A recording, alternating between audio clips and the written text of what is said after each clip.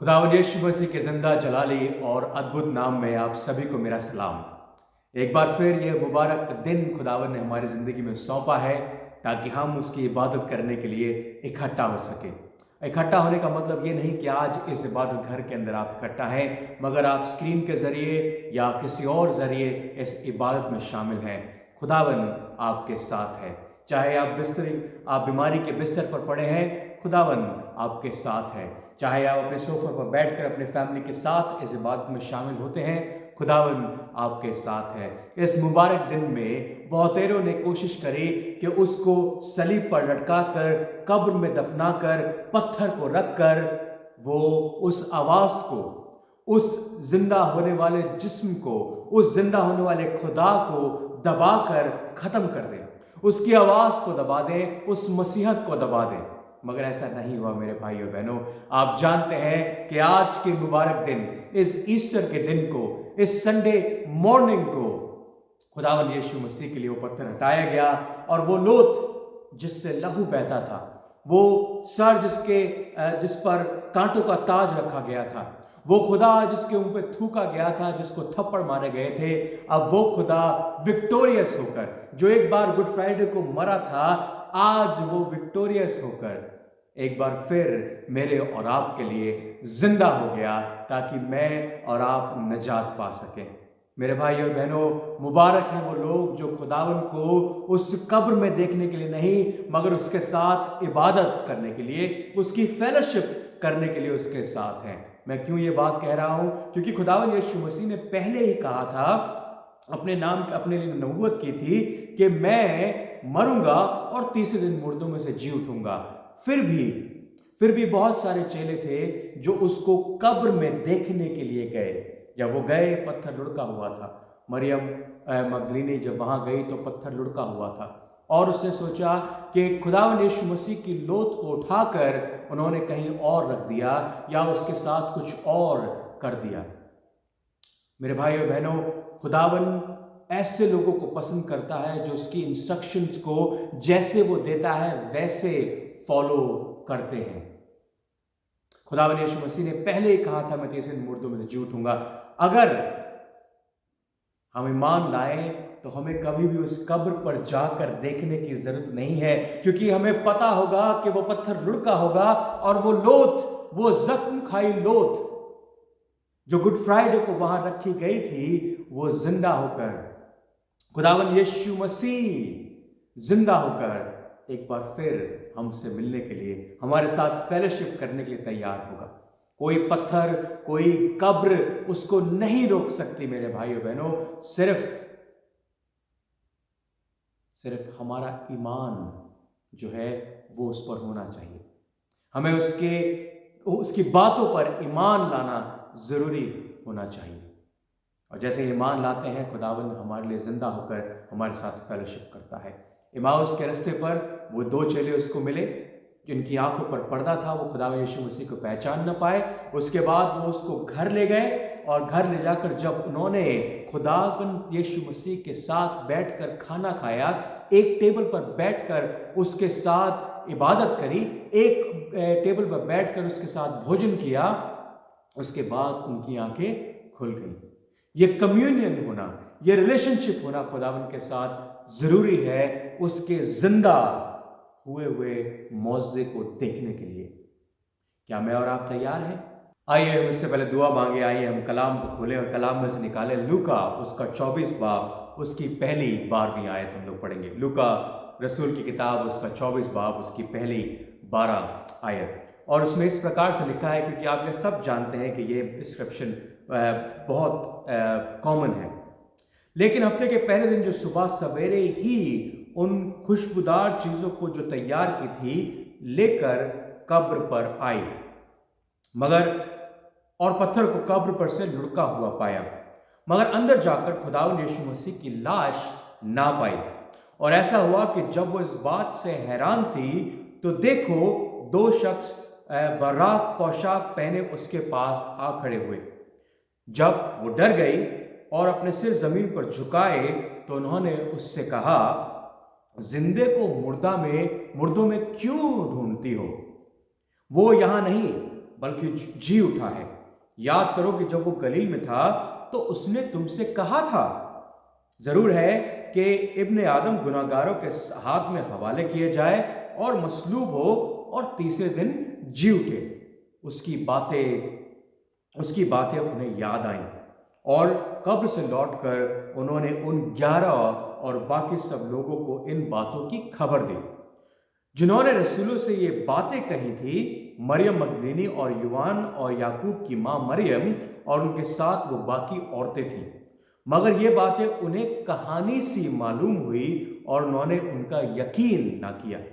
इस पर पतरस उठकर कब्र को दौड़ा और झुककर नजर की और देखा कि सिर्फ कफन ही पड़ा है, कफन ही कफन है, और इस माजरे से ताज्जुब करता हुआ अपने घर चला गया। ये खुदावंद का कलाम है, इसके पढ़े और सुने जाने पर बहुत बरकत हो। आमीन। आइए हम खुदावंद यीशु मसीह के जिंदा कलाम में चलें। जैसा मैंने आपको शुरुआत में कहा कि मुबारक हैं वो लोग जो खुदावंद को मुर्दों में नहीं मगर जिंदों में ढूंढते हैं। हाँ, बेशक सलीब पर गुड फ्राइडे के दिन उन्होंने उस जिंदा आदमी को, उस जिंदा खुदा को सलीब पर मार दिया और उसके बाद उठाकर उसकी लाश को, जिसमें कोई सांस नहीं थी, जिसमें कोई रूह नहीं थी, उसको उठाकर, उस लोथ को उठाकर उन्होंने कब्र में रख दिया और कब्र का मुंह बंद कर दिया ताकि ना ही कोई यहां से अंदर जा सके और ना ही कोई अंदर से बाहर आ सके। पुरजोर कोशिश की गई कि वो लाश किसी तरीके से बाहर ना आ सके, वो लाश वहीं पर दफन कर दी जाए और उसके बाद वो चैप्टर जो खुदावंद यीशु मसीह ने शुरू किया था, जो इतिहास खुदावंद यीशु मसीह ने बनाया था, उसका कोई फ्यूचर ना हो, उस इतिहास को वहीं के वहीं खत्म कर दिया जाए। मगर क्या ऐसा हुआ?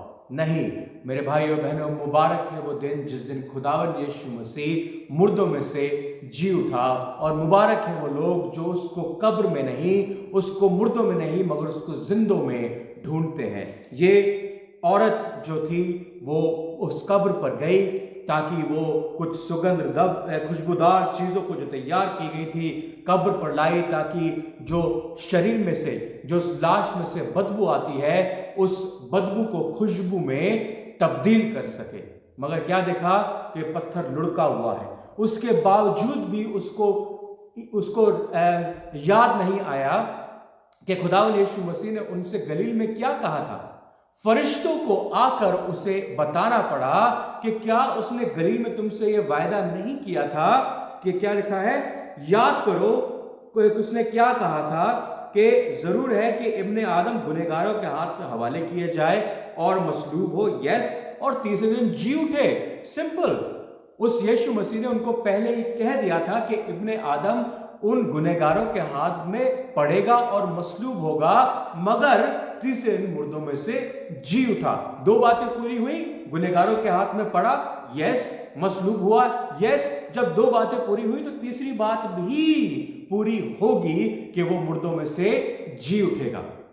हाँ, अगर आप खुदावंद यीशु मसीह की बातों पर या उस पर ईमान नहीं लाते या उसकी कुव्वत पर ईमान नहीं लाते और आप ये लोग सोचते थे कि वो सिर्फ एक इंसान था, तो ऑब्वियसली तो जरूरी है कि वो उसको जाकर कब्र में उसकी लोथ को, उसकी लाश को ढूंढेंगे और उसके ऊपर जाकर उस खुशबूदार चीजों को लगाएंगे। क्या मैं और आप ऐसा करने की कोशिश करते हैं? क्या मैं और आप जहां पर लाश सड़ती है वहां पर खुशबूदार ले जाकर खुशबू लगाने की कोशिश करते हैं? करते हैं, जरूर करते हैं। मगर हमारी जिंदगियों में भी ऐसे होता है, जब हमारी लाशें, हमारी सिन, हमारे गुनाह हमारे अंदर सड़ते हैं तो हम खुशबू ले जाकर उनके ऊपर खुशबू लगाकर अपनी उन गंदी बदबू को खुशबू में तब्दील करने की कोशिश करते हैं। मगर ऐसा होता नहीं है मेरे भाइयों बहनों, ऐसा हो नहीं पाता मेरे अजीजों। क्यों? क्योंकि वो जिंदा वो गंदी लाश जो हमारे अंदर गुनाह की पड़ी है, जो हमारे अंदर सड़ती है, वो सिर्फ एक खुशबूदार चीज से खत्म की जा सकती है, और वो है खुदावंद यीशु मसीह। वो है खुदावंद यीशु मसीह का लहू, वो है खुदावंद यीशु मसीह की पाक रूह, जिसके वसीले ऐसा किया जा सकता है। फरिश्तों ने एक बड़ी बात बोली, कहा कि जिंदे को मुर्दों में क्यों ढूंढती हो, जिंदों को मुर्दों में क्यों ढूंढती हो। मेरे भाइयों बहनों, मेरे अजीजों, हम क्यों जिंदे को मुर्दों में ढूंढते हैं? खुदावंद यीशु मसीह जिंदा हो चुका है। हमारी जिंदगी में बहुत बारी ऐसी बातें आती हैं जब हम बार बार उस जिंदा खुदा को मुर्दों में ढूंढने की कोशिश करते हैं, बार बार अपने खुदा को उन दूसरे पैगंबरों से, दूसरे खुदाओं से कंपेयर करने की कोशिश करते हैं, जो सब के सब मुर्दा हैं, जो सब के सब फानी हैं, जिनकी लाशें अभी तक उन कब्रों में सड़ती हैं, बास मारती हैं। हमारा खुदा नहीं है जिसकी लाश उस कब्र में सड़ती और बास मारती हो। मेरे भाइयों बहनों, वो जिंदा है। वो उन खुदाओं से कंपेयर नहीं किया जा सकता, क्योंकि वो जिंदा खुदा है, मेरे और आपके लिए जिंदा हो चुका है। खैर, आप सब लोग जानते हैं, बहुत ही बार आपने इस कलाम को सुना होगा कि खुदावंद यीशु मसीह मेरे और आपके लिए जिंदा हुआ। मगर जिंदा होने का मतलब क्या है? क्या आप और मैं जिंदा हैं? खुदावंद यीशु मसीह तो जिंदा है। हाँ, खुदावंद यीशु मसीह को, जैसे मैंने कहा, कोई कब्र, कोई हुकूमत, कोई गुनहगार नहीं रोक पाए, कोई नहीं रोक पाया। और हम और आप भी लाख कोशिश कर लें, फिर भी उसका जिंदा होने को नहीं रोक सकते। हमारी जिंदगियों में, हमारे घरों में, हमारे बीमारियों में, हमारे परेशानियों में, लाचारियों में होने में, जिंदा होने में नहीं रोक सकते। अगर वो चाहे तो हम हमारी जिंदगी में शामिल हो सकता है। जरूरी है कि हम जिंदा हों। वो मरो में काम नहीं करता मेरे भाइयों बहनों। जरूरी है कि हम जिंदा हो, और जिंदा खुदावंद यीशु मसीह के लिए हो, खुदावंद के अंदर जिंदा हो। क्या मैं और आप जिंदा हैं? क्या वो खुदावंद यीशु मसीह जो 2000 साल पहले जमीन पर पैदा हुआ, क्या उसका सलीब पर मारा गया, कब्र में रखा गया और जिंदा हुआ आज के दिन, ईस्टर के मुबारक दिन, क्या वो मुझे और आपको जिंदा कर पाया है? क्या मैं और आप उसके लिए जिंदा हैं, या हम लाश हैं, या हमारी लोथें उस कब्र में पड़ी और सड़ती और बास मारती हैं? ये मुझे और आपको जज करना है। क्या वो 2000 साल पहले का इंसिडेंस क्या हमारे साथ आज रिवाइव हो सकता है? क्या आज हमें रिफ्रेश कर सकता है? क्या हमें जिंदा कर सकता है? ये जानना हमारे लिए जरूरी है। हमारे लिए उस ईस्टर की स्टोरी को दोहराना जरूरी नहीं है कि यीशु मसीह की हिस्ट्री में क्या हुआ। हमें यह बात जाननी जरूरी है कि आज वो खुदावंद यीशु मसीह 2000 साल पहले जिंदा हुआ था, आज हमारे लिए कैसे, क्या आज हमें वो कैसे जिंदा कर सकता है, ये जानना हमारे लिए जरूरी है। आइए कलाम की बातों में जाएं, कलाम में जाएं। कलाम क्या कहता है? अगर आप लूका उसका 23 बाब उसकी 29वीं आयत पे पढ़ें, 28वीं आयत से पढ़ें, तो कहता है, जब वो क्रूस लेकर जा रहा था और लोगों की बड़ी भीड़ और बहुत सी औरतें जो उसके वास्ते रोटी पीटती थी, उसके पीछे पीछे चली। 28वीं आयत में यीशु ने उनसे कहा, यीशु ने उनकी तरफ फिर कर कहा, ऐ यरूशलेम की बेटियों, मेरे लिए मत रो। ऐ यरूशलेम की बेटियों, मेरे लिए मत रो, बल्कि अपने और अपने बच्चों के लिए रो। क्यों खुदावंद यीशु मसीह ने कहा कि अपने और अपने बच्चों के लिए रो? ये आज हमारे लिए इंप्लीमेंट करता है। वो आपसे और मुझसे कहता है कि तुम इस बात की खुशी तो मनाते हो कि मैं सलीब पर मुआ और तीसरे दिन मुर्दों में से जी उठा, मगर क्या तुम जिंदा हो? क्या तुम जिंदा हो मेरे वसीले, जो मैंने 2000 साल पहले किया था? या वो आज भी हमसे कहता है कि आए औरतों, अपने लिए और अपने बच्चों के लिए रो, क्योंकि मैं तो जिंदा होऊंगा ही होऊंगा, क्योंकि मेरा बाप मेरे साथ है, उसकी पाक रूह मेरे साथ है, और किसी कुवत से नहीं, पाक रूह से मैं जिंदा हो जाऊंगा। मगर तुम अपनी फिक्र करो, तुम अपनी फिक्र करो और अपने बच्चों की फिक्र करो। हमारे में से बहुत से ऐसे मां बाप हैं जो अपने बच्चों की फिक्र ना कर पाए और आज उनके बच्चे खुदावंद से बहुत दूर हैं। जाने और अनजाने में आपने कुछ ऐसा किया कि आज आपके बच्चे आपसे अब खुदा से बहुत दूर हैं। वेल, हमारा कल्चर का इस तरीके से इन्फ्लुएंस है, हमारी एजुकेशन का इस तरीके से इन्फ्लुएंस है। सिर्फ माँ बाप की गलती नहीं, उन बच्चों की भी गलती है, मैं मानता हूं।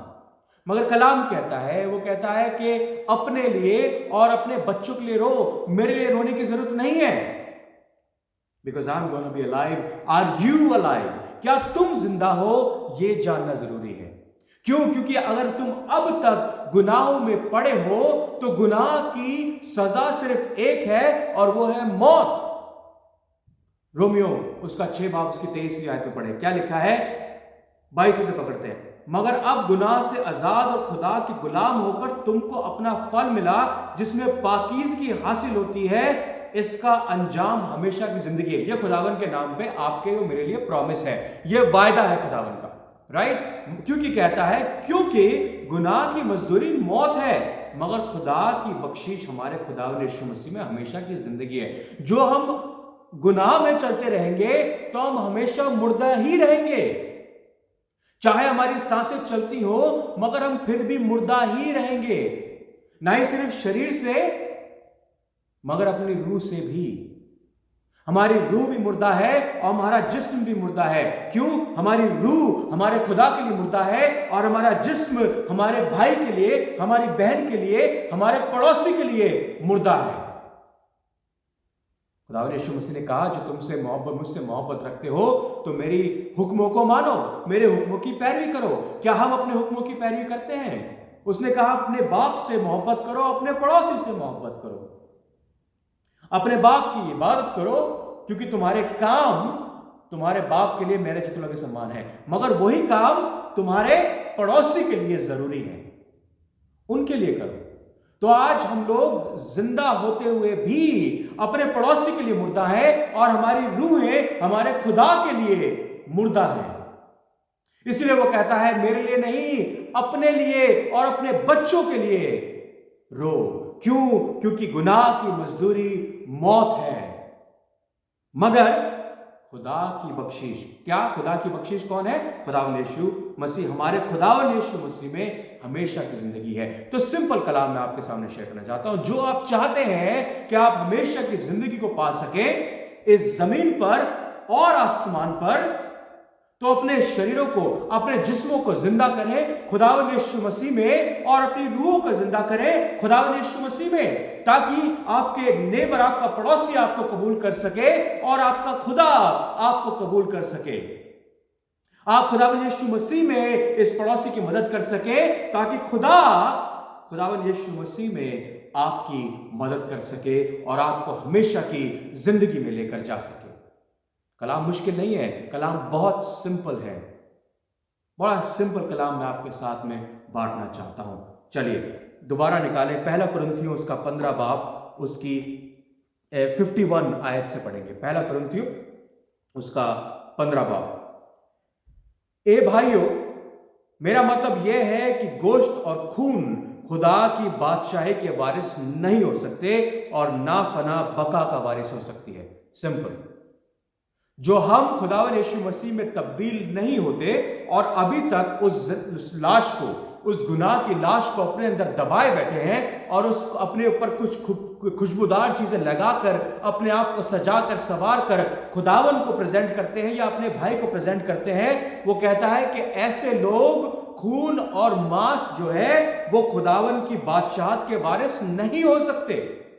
आगे लिखा है, देखो मैं तुमसे एक भेद की बात कहता हूं। कलाम कह रहा है, कहता हूं कि हम सब तो नहीं सोएंगे मगर सब बदल जाएंगे। ठीक है, अगर हम खुदावंद यीशु मसीह में हैं, इस जिस्म में और रूह में, तो हम मरेंगे नहीं,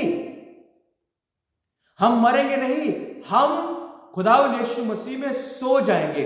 खुदावन यीशु, जो जितने भी मसीह हैं, जितने भी खुदावन यीशु मसीह ईमान रखते हैं, वो कभी नहीं मरते। उनकी गुनाह की जो जिस्म है वो फानी, वो खत्म हो जाता है, कब्र में चला जाता है।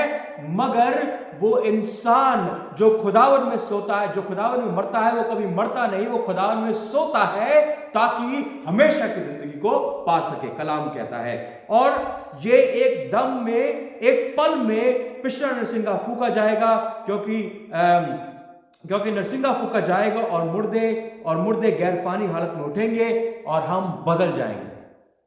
जितने भी हम खुदावंद यीशु मसीह में सोते हैं, पलक झपकते ही हम सब लोग बदल जाएंगे और खुदावंद के साथ, उसके साथ चलेंगे। नरसिंगा फूका जाने के बाद ही हम सब लोग बदल जाएंगे, क्योंकि जरूर है कि ये फानी जिस्म बका का जामा पहने और ये मरने वाला जिस्म हयात अबदी का जामा पहने। बहुत जरूरी है, बहुत जरूरी है, क्योंकि जरूर है कि ये फानी जिस्म, हमारा फानी जिस्म बका का जामा पहने और ये मरने वाला जिस्म हयात अबदी का जामा, हयात अबदी, eternal life, eternal life for you and me. हमारा जिस्म जो मांस और लहू का है, क्योंकि ये मांस और लहू खुदावन की बादशाहत के वारिस नहीं हो सकते, शरीक नहीं हो सकते, इसलिए इसको दफनाया जाना जरूरी है, इसका खत्म होना जरूरी है, ताकि हम हमेशा की जिंदगी को, हमेशा की जिंदगी जो हयात अबदी का जामा पहन सके। और जब ये फानी जिस्म बका का जामा पहन चुकेगा और ये मरने वाला जिस्म हयात अबदी का जामा पहन चुकेगा, तो वो कौल पूरा होगा जो लिखा है, मौत फतह का लुक्मा हो गई, आए मौत तेरी फतह कहाँ रही, आए मौत तेरा डंक कहाँ रहा, आए मौत तेरा डंक कहाँ रहा। ये खुदावन चाहता है मेरे और आपके लिए, ताकि उसके मरने से, उसके सलीब पर मरने से, कब्र में रखे जाने से और तीसरे दिन मुर्दों में जी उठने से ये हो सके कि हम अबदी जिंदगी को पा सके। और वो मौत का डंक जिसने खुदावन यीशु मसीह को डसा सलीब पर, मगर उस पर खुदावन यीशु मसीह ने फतेह पाली, तीसरे दिन मुर्दों में से जी उठकर वो डंक हमारे लिए उसने सह लिया, ताकि मुझे और आपको उस डंक को, उस मौत के डंक को ना सहना पड़े और मैं और आप उसके नाम से जिंदा हो सके, बदल सके हमेशा की जिंदगी के लिए। ये और ये बात, ये काम मेरे खुदा ने मेरे और आपके लिए उस कब्र से बाहर आकर कर दिया। क्या अब भी आप उस खुदा को कब्र में ढूंढेंगे? क्या अब भी आप अपने आप को उस कब्र में ढूंढेंगे? कब होगा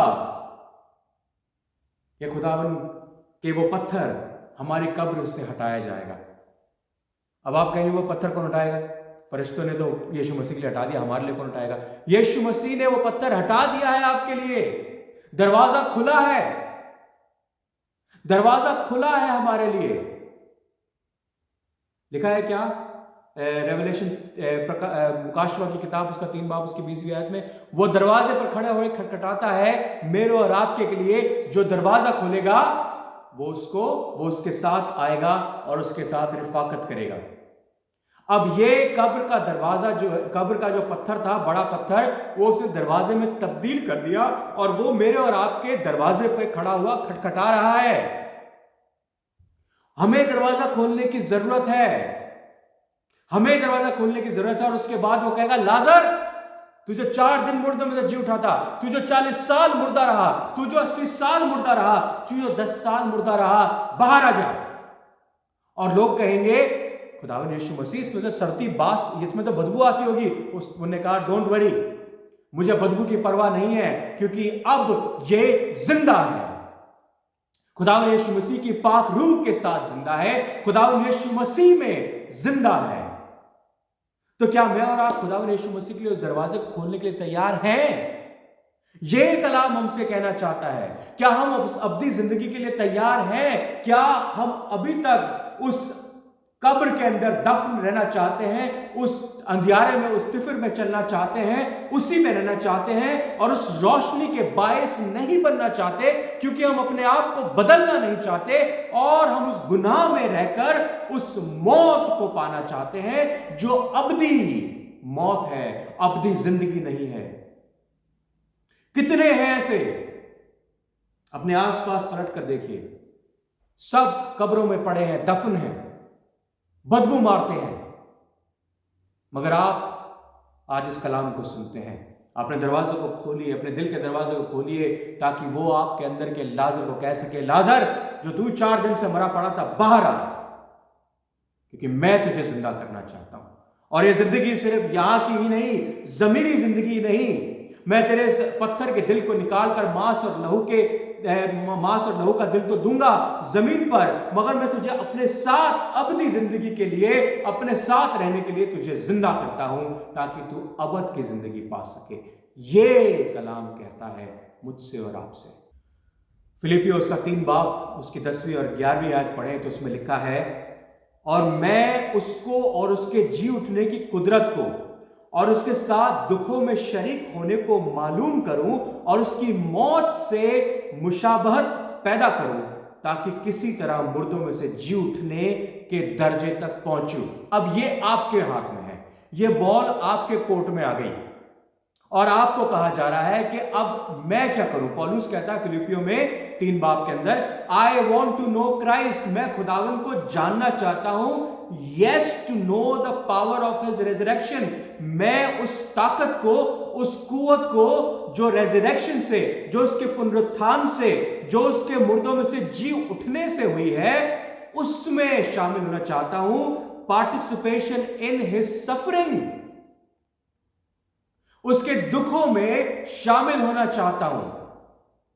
और क्या कहता है, ताकि मैं उसके जैसा बन जाऊं, becoming like him in his death, मैं उसकी मौत में शामिल होना चाहता हूं। उस सलीबी जो दुख है, वो सफरिंग है, उसमें शामिल होना चाहता हूं, पौलुस कहता है। मैं उसके साथ मरना चाहता हूं, पौलुस कहता है। मैं उसके साथ कब्र में दफनाया जाना चाहता हूं, ये पौलुस कहता है। एंड सो समहाउ, वो कहता मुझे पता नहीं है कैसे है, somehow attaining to the resurrection from the dead, किसी तरीके से मैं नहीं जानता, मगर खुदा की कुवत से मैं जब उसके मौत में शामिल होता हूं तो उसके जी उठने में भी शामिल होता हूं।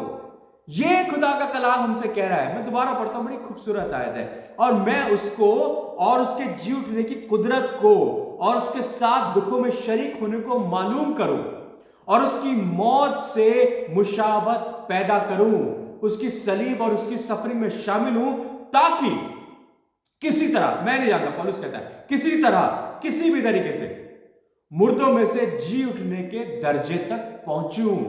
मैं उसकी मौत में शामिल हूं, उसके दुखों में शामिल हूं, उसकी मौत में शामिल हूं। और जब मैं उसके दुखों में और उसकी मौत में शामिल हूं तो उसके पुनरुत्थान में, उसके जिंदा होने में भी शामिल होऊंगा। पता नहीं कैसे, मगर होऊंगा जरूर, क्योंकि यह खुदावन का वायदा है।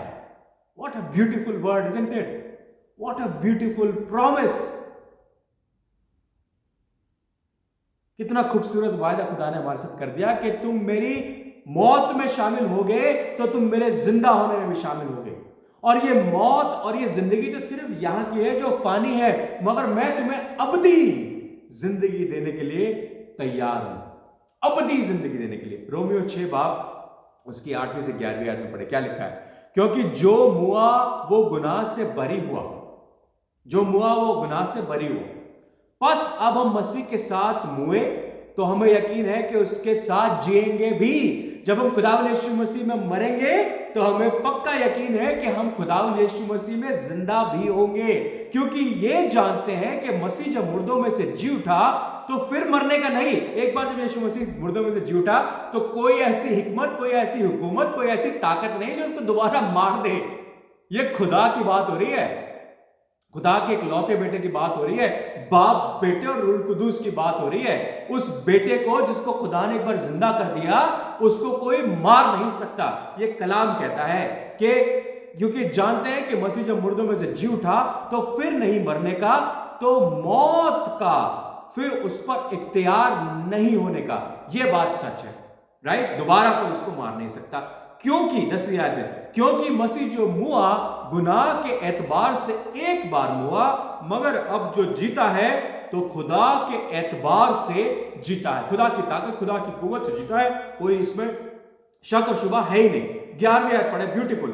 इसी तरह तुम भी अपने आप को गुनाह के एतबार से मुर्दा मगर खुदा के एतबार से मसीह यीशु में जिंदा समझो।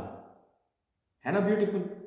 कितनी खूबसूरत आयत है 11वीं आयत। लिख कर रख ले, अपने दीवार पर लिख कर लगा ले इसको। क्या? इसी तरह तुम भी अपने आप को गुनाह के एतबार से मुर्दा समझो। क्यों? कैसे? अपने आप नहीं हो सकता, क्योंकि मौत पर खुदा ने इख्तियार पा लिया।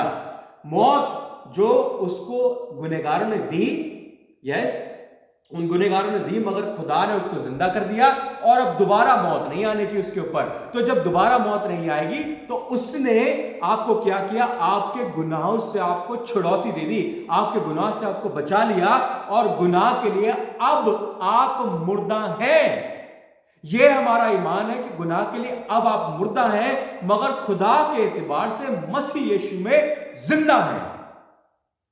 And that's what beauty of this gospel is. That is the beauty of this chapter. That is the beauty जो यहां पर लिखा जा रहा है कि अब हम खुदा में जिंदा हैं। तो अपने आप को मुर्दा क्यों मानते हैं मेरे भाइयों बहनों? क्यों मुर्दों की सी जिंदगी जीने की कोशिश करते हैं हम खुदा में जिंदा है, हमारा जिस्म खुदा में जिंदा है, हमारी रूह खुदा के लिए जिंदा है। And that's what God wants for you and for me. ये कलाम का एक बार और पढ़ता हूं आपसे। क्या खुदा ये आपके लिए कह सकता है? फिलिपियोस का 2 बाब 8वीं आयत से पढ़ेंगे, 7वीं आयत से। बल्कि अपने आप को खाली कर दिया, यीशु मसीह के लिए कहता है, उसने अपने आप को खाली कर दिया और खादिम की सूरत इख्तियार की और इंसानों के मुशाबा हो गया। याद है आखिरी फसह के दिन उसने क्या किया? अपने कपड़े, अपना ऊपर का वो उतारा, टावल लपेटा और अपने जो रसूल थे और चेले थे उनके पैर धोए और उनसे बोला तुम भी ऐसा ही करो। उसने अपने आप को खादिम की सूरत इख्तियार कर ली, खादिम की सूरत आ गई, अपने आप को खाली कर दिया, अपने आप को निचोड़ दिया, अपना लहू आपके लिए बहा दिया, अपने आप को शून्य कर दिया, जीरो कर दिया उसने, राइट। जीरो करने के बाद क्या किया? इख्तियार की और इंसानों की मुशाबा हो गया।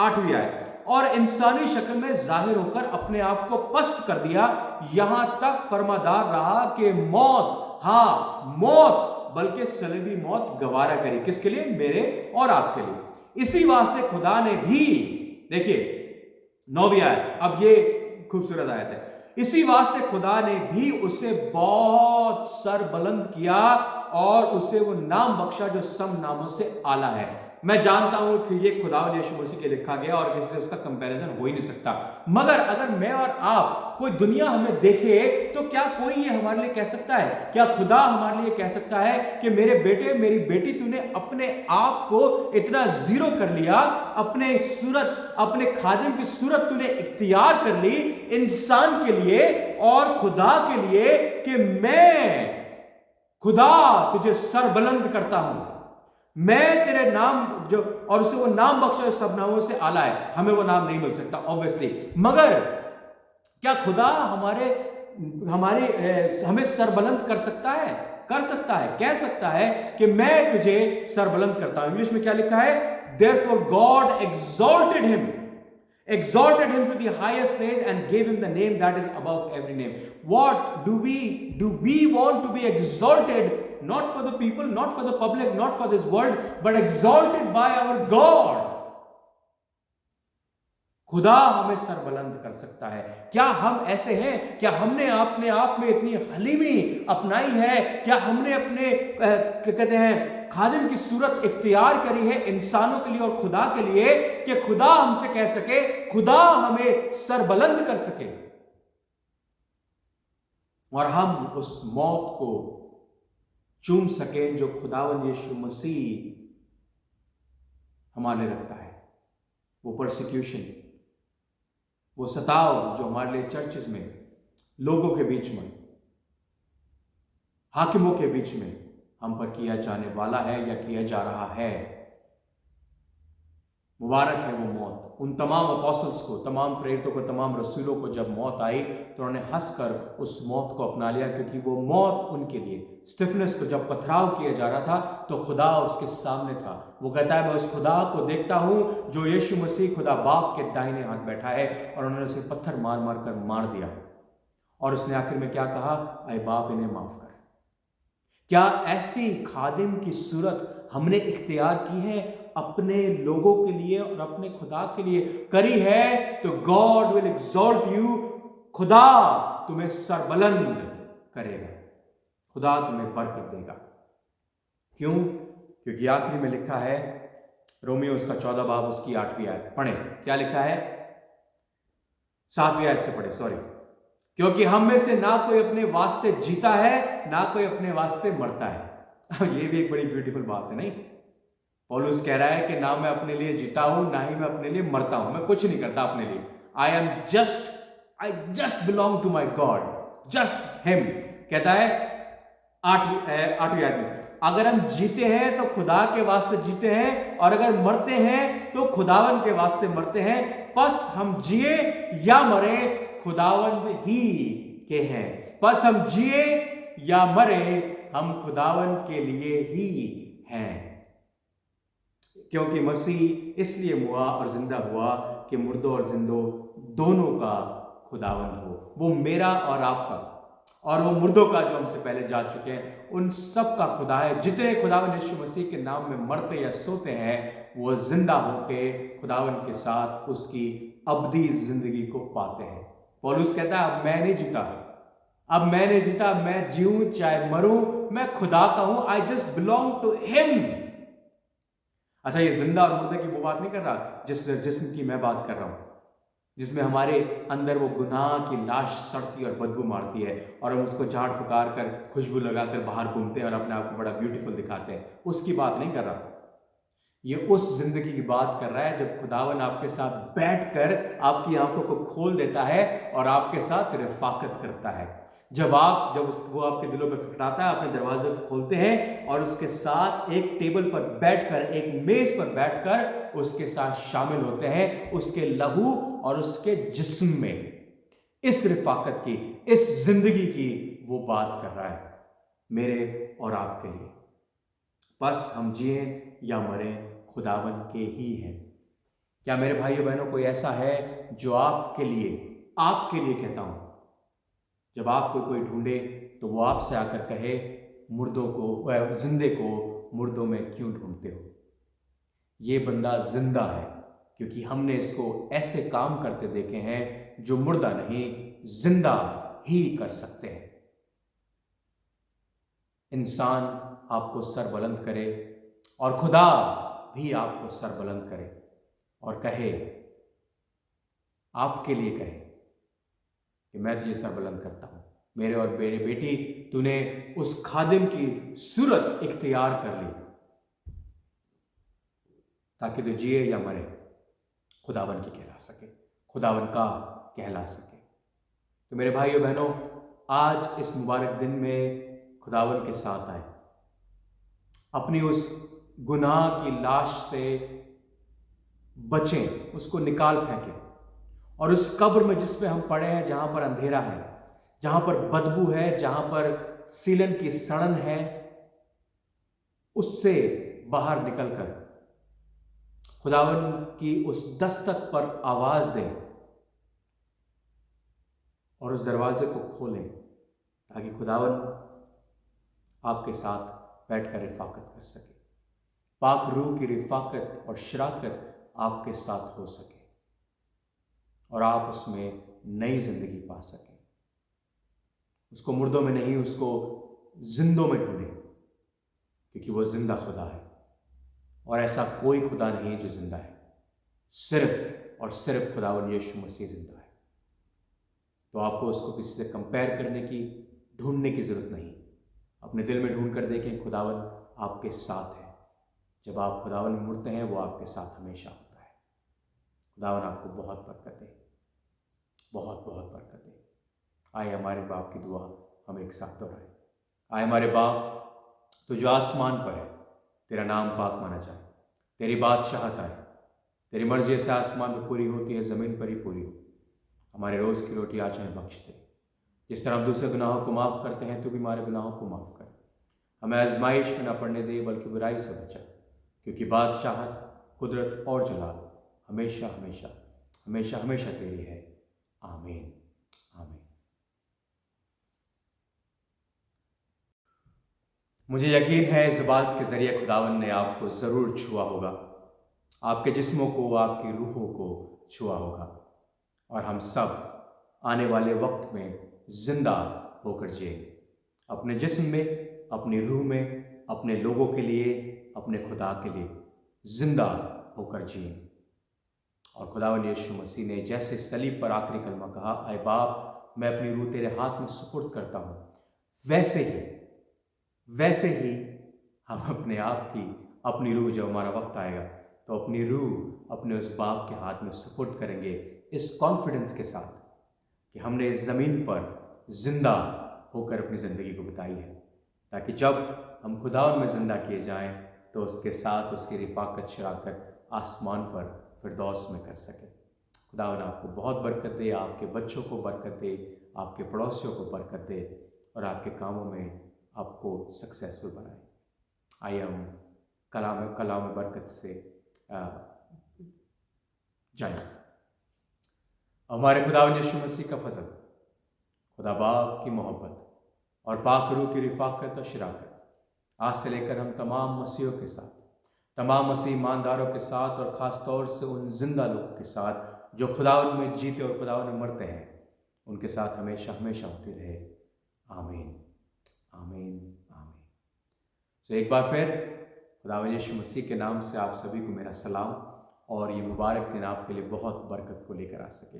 स्कॉटिश एशियन क्रिश्चियन फेलोशिप की तरफ से आप सभी को ईस्टर बहुत बहुत मुबारक हो।